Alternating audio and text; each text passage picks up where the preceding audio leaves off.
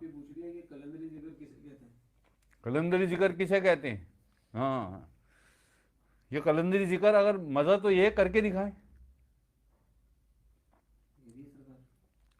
جب قلندرانہ کیفیت تیرے اندر آ جائیں،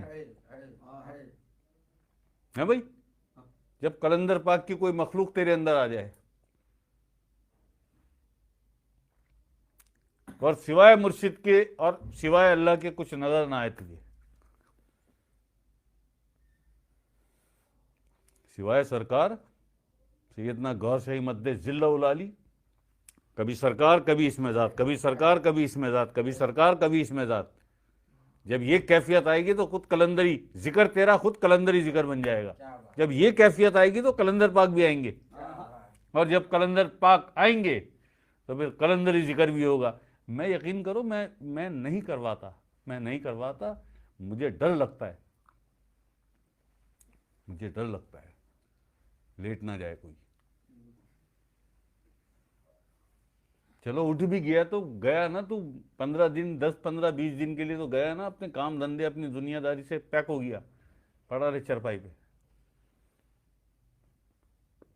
سوچنا سمجھنا پڑتا ہے نا، سارا کچھ ایسے کرا دیں. ہاں بیٹھے ہوئے ہوں ایسے ذاکر، جیسے اس دن آئے ہوئے تھے زاہد کے ساتھ، ذاکر تھا، شام تھا، زاہد خود تھا، تم لوگ ہو نکال دوں گا. لیکن وہ جو نئے لوگ،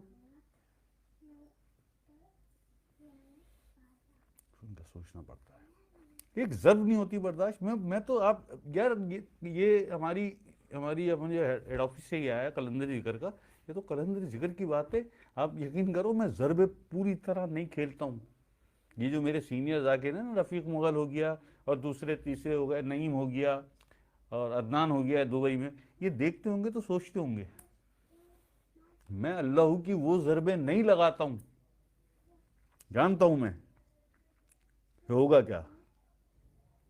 ذرا سا کیا تھا میں نے ایک دفعہ، یہ کیا تو یہ گرا.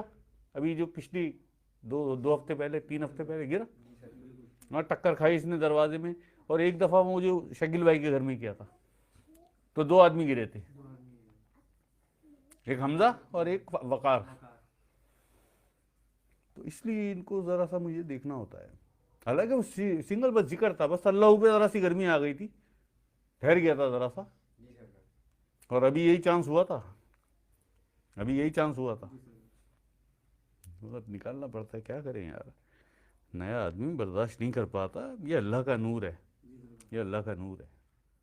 آسان چیز نہیں ہے یہ.